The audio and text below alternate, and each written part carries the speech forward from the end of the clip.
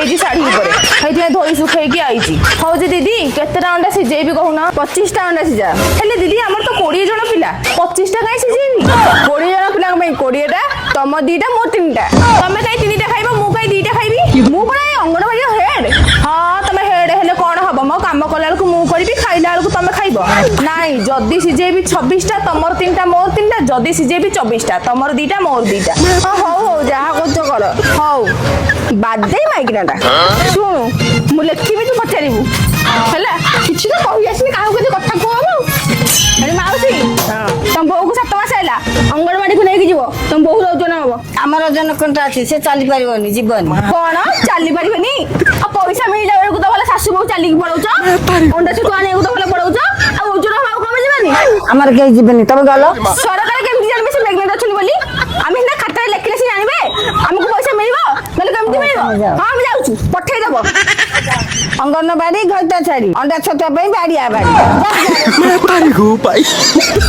ମାଉସୀ ତମ ନାତୁଣୀକି ଆଇଲେ ଓଜନ କରାଇବୁ।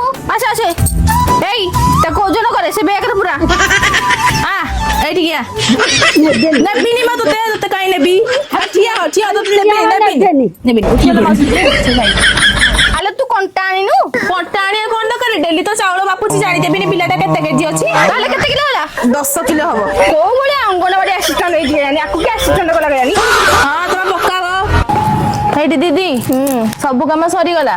ମତେ ଏଇ ମାସଠୁ 10,000 ଟଙ୍କା ଲେଖା ଦବ। 10,000 କାହିଁକି? କାହିଁକି କଣ ମ?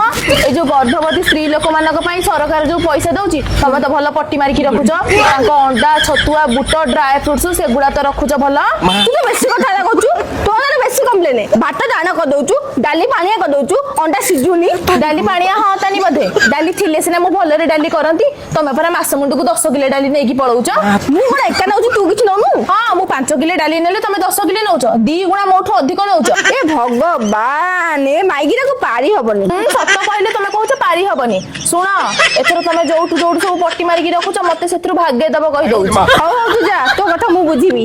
ହଉ ଇଏ କେତେବେଳେ ମୋ ବହି ଖୋଲିଦବ ଜଣା ନାହିଁ, ଅତି ବାଦେଇ ମାଇକିଟା।